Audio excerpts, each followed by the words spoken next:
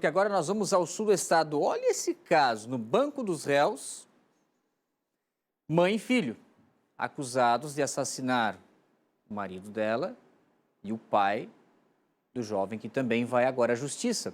O Vinícius Sigles, ele relembra para a gente de quando foi esse caso e atualiza as informações agora com o júri popular, que com certeza movimenta Criciúma com esse caso que volta à tona agora com o júri. Siglet, um ótimo início de noite, a informação ao vivo no Cidade é contigo. Olá, Zanotto, boa noite a você, boa noite a todos ligados no Cidade Alerta Santa Catarina. Pois então, mãe e filho são acusados, que estão no tribunal do júri de assassinar Edson da Rosa a facadas. Esse júri começou hoje por volta das 9 horas da manhã, aqui no sul do estado. A motivação desse caso que aconteceu aqui em Criciúma seria uma obtenção de possíveis benefícios financeiros. E aí eu explico um pouco mais desse caso. Primeiramente, esse caso ainda não teve o seu julgamento concluído. Está acontecendo. Temos ainda algumas testemunhas. Por volta de 4, 5 horas da tarde, tínhamos ainda 4 testemunhas para passarem pelo júri para explicarem essas situações, obviamente todos aqueles trâmites legais. É um júri, inclusive, que deve vir até esta madrugada. Então a gente vai seguir aguardando e vai trazer a informação desse júri nas próximas horas, ou se não, amanhã na programação da NDTV. Mas é um caso que a gente segue acompanhando. Por quê? A promotora, que é a Grace Cristinetti, ela que é responsável pela acusação, enquanto a advogada criminalista Aline Marques vai atuar como assistente de acusação.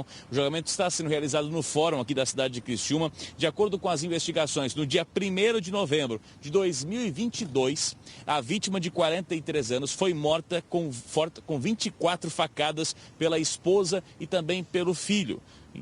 Então, com 41, a mulher, a esposa, e com 19, o filho, respectivamente. O crime aconteceu na residência dos réus. Os denunciados foram presos em flagrante logo após, inclusive, a execução, mas foram liberados após a audiência de custódia. No entanto, as apurações desse crime elas continuaram. E 6 meses depois, ambos foram presos novamente, já em 2023, ou seja, no ano passado. Na época, o filho alegou que havia agido em legítima defesa para proteger a mãe de uma possível agressão.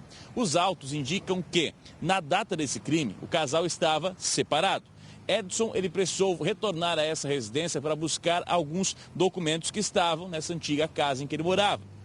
Quando ele chega no local, a ré então teria insistido para que ele fosse até esse local, pessoalmente buscar esses itens, aproveitando a situação.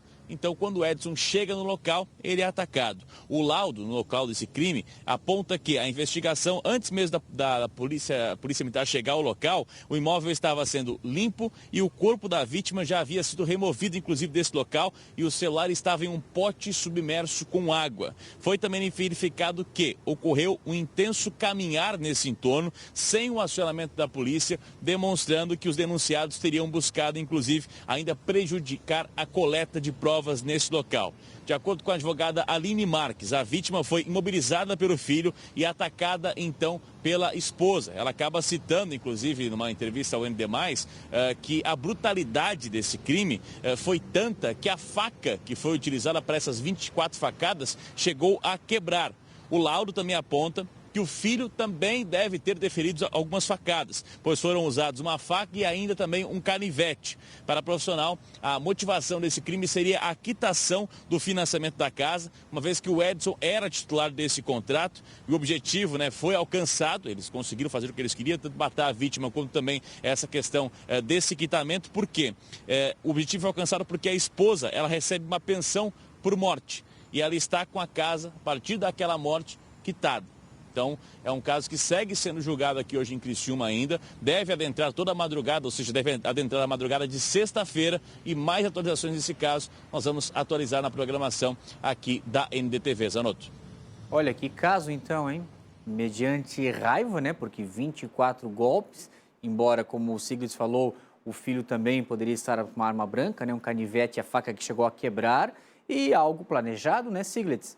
Porque quando ela recebe a pensão, quita a dívida, então planejaram. Mata o pai, pega o dinheiro e se livra da dívida. Agora, estão no banco dos réus, vão ser julgados. A gente vai acompanhar esse caso, como o Vinícius falou, vai noite adentro, mas você vai ter a informação no portal ND+, ou amanhã nos nossos telejornais. Aqui no Cidade a gente também atualiza.